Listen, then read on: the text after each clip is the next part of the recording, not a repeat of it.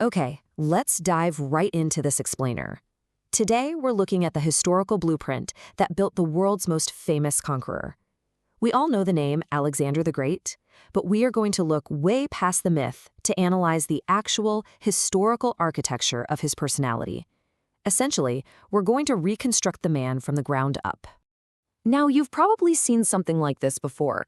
For centuries, we've looked at this pristine, idealized marble bust and seen this almost magical genius who just sort of appeared out of nowhere. Even the ancient sources themselves often struggle to separate the mortal king from the divine hero. When we look at this flawless facade, it's really easy to just assume his achievements were this explosive, unexplained phenomenon of individual brilliance. But, this begs a massive question. Was this greatness simply born? Or was it meticulously engineered? Was it built by his environment, his parents, and his teachers? As we peel back the layers provided by our historical sources, we find that the legendary conqueror didn't just manifest out of thin air. No, he was the ultimate product of some incredibly specific and powerful forces. So, to reconstruct the man, we'll follow this blueprint. 1. Reconstructing the myth. 2. Forged by Macedonian wilderness. 3. The architects, Philip and Olympias. 4. Aristotle's royal masterclass. And 5. Engineering a global empire. All right, let's get into it with Section 1, Reconstructing the Myth. Since antiquity, Alexander's extraordinary persona has totally blurred the line between actual history and Homeric legend. Ancient sources often portray him as a flawless hero, almost like a second Achilles, which makes it incredibly difficult for us to see the very real, strategic forces that shaped his childhood. The texts tell us he literally slept with a copy of Homer's Iliad and a dagger under his pillow. The narrative of Alexander is so wrapped up in this epic heroic style that the genuine historical conditions of his upbringing are often completely overshadowed by these tales of his divine destiny. Section 2. Forged by Macedonian wilderness. You see, the environment itself was his very first teacher. The ancient physician Hippocrates actually noted that fluctuating, severe European climates, exactly like the one in Macedonia, yielded a tough, vigorous, and relentless people. He contrasted this with the softer, more stable climates of Asia, which he believed produced a more passive population. The landscape was basically a crucible. The crucial point here is that this harsh geography and continuous border warfare forged a society where extreme physical fitness and military prowess weren't just valued, they were absolute necessities for survival. The young men of Macedonia grew up driving herds between summer and winter pastures, they hunted wild beasts, and they were constantly defending against raids from their Illyrian and Thracian neighbors.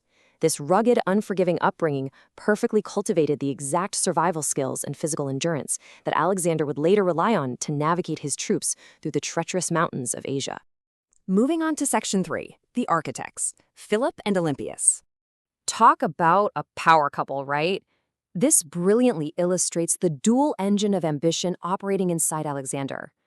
On one side, you have his father, King Philip II's practical, relentless state building. On the exact opposite side, you have his mother, Olympias's fierce, mythological drive. Alexander was the perfect synthesis of Philip's calculated military genius and Olympias's absolute, unyielding belief in a divine, heroic destiny. Olympias didn't just raise a king, she raised a literal demigod. Coming from the Molossian royal family of Epirus, she embedded a deep psychological belief in his own heroic destiny right from the start. She traced their lineage back to Achilles and Heracles, and later on fully supported his divine connection to Zeus Ammon. But don't mistake her belief for mere fantasy, she was intensely practical. She ruthlessly cleared out any political threats to his succession. There are even allegations she used poisons to mentally and physically weaken Philip's other potential heir, Aridaeus. She was not messing around.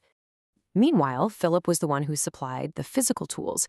He completely transformed a fragmented tribal kingdom into a unified powerhouse state with a highly trained professional army. He created the formidable foot companions, or the phalanx, and developed highly advanced siege engines. He established a massive network of alliances across Greece, basically paving the runway for an invasion of Persia. So Philip didn't just hand Alexander a throne, he handed him the keys to the most advanced military machine of the ancient world. Which brings us to Section 4, Aristotle's royal masterclass. So Alexander trained physically alongside the other royal pages in the capital of Pella. We can see from ancient hunting murals how competing with the sons of the Macedonian nobility pushed his physical capabilities to the absolute limit. But Philip was smart. He knew his heir needed a mental counterpart to this intense martial culture if he was actually going to rule a complex, expanding world.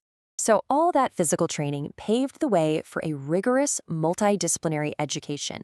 Philip brilliantly hired the great philosopher Aristotle to run a curriculum at a sanctuary in Mysa. Aristotle taught Alexander Greek culture, heavily leaning into Homer's epics, of course, but he also drilled him in rhetoric, statecraft, and scientific inquiry. Actually, historical sources tell us that during his later military campaigns, Alexander ordered his men to collect data on foreign flora and fauna just to send it back to Aristotle's school. It's incredible.